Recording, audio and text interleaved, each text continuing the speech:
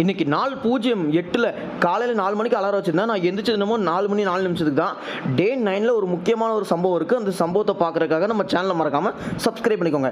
எஞ்சோடனே privacy வேர்கள் அனைத்தையுமே முடிச்சாச்சு. இன்னைக்கு 4 மணிக்கு எதுக்கு நம்ம எந்திரிச்சிருக்கோம் அப்படின்னா, நம்ம ஹாஸ்டலில் பயோமெட்ரிக் சிஸ்டம் இருக்குது. அந்த பயோமெட்ரிக் வைக்கிறதுக்காக மட்டும் தான் நம்ம ஹாஸ்டலுக்கு கிளம்பியிருக்கோம்.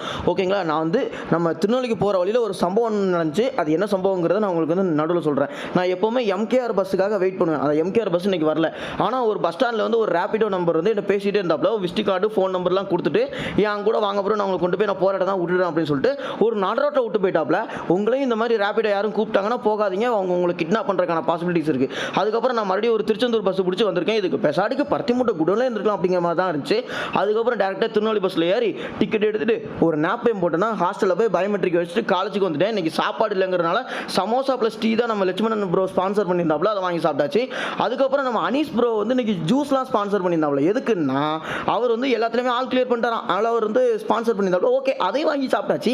அது மட்டும் இல்லாமல் இன்னைக்கு காலேஜில் எந்த ஸ்பெஷலும் இல்லைங்கிறனால சீக்கிரமாக நம்ம வந்து 1:30 கிளம்பிட்டோம். நம்ம எதிர்பார்த்தது நம்ம செட்டிக்குளம் பஸ் தான். ஆனால் நமக்கு கிடைச்சது நம்ம புன்னக்காயல் வண்டி தான். கிட்டத்தட்ட 1.5 மணி நேரம் பஸ் ஸ்டாண்ட்லேயே உட்கார வச்சுட்டாங்க. அதுக்கப்புறம் ஒரு 5 மணி வாக்கில் வீட்டுக்கு வந்தோம்னா தெருவில் ஒரு ஆளு கூட இல்லை. ஆனால் கதவை திறந்தவனே நம்ம தம்பிக்காரன் கதவுக்கு முன்னாடியே இருந்திருக்கான். இருந்து நல்ல வேலைக்கு இது மட்டும் வேற யாராக இருந்தாங்கன்னா 1/4 கிலோ கறி உருவிட்டு விட்டுருப்பான். அதுக்கப்புறம் வெளியே போகிறேன்னா சரி வெளியே போயிட்டு வாடா தம்பி அவனை அனுப்பி வச்சுட்டு அதுக்கப்புறம் ஒரு மனமான காஃபியை போட்டாச்சு. மனமான காஃபி நான் நல்லா நோட் பண்ணிக்கோங்க. அதுக்கப்புறம் எந்த வேலை இல்லைனால டேரக்டாக ராத்திரி சாப்பாடுக்கு போயிட்டோம். மோர் குழம்பு நல்லா வச்சு நல்லா சாப்பிட்டுட்டு அதுக்கப்புறம் நாளைக்கும் 4 மணிக்கு எந்திக்கணுங்கிற காரணத்தினால சீக்கிரமாக தூங்கியாச்சு. நாளைக்கு என்னன்னா நாளைக்கு என் பர்த்டே, அதனால தான் நாளைக்கு வீடியோ வந்தால் கண்டிப்பாக பார்க்கலாம். காய்ஸ், தேங்க்யூ ஃபார் வாட்சிங்.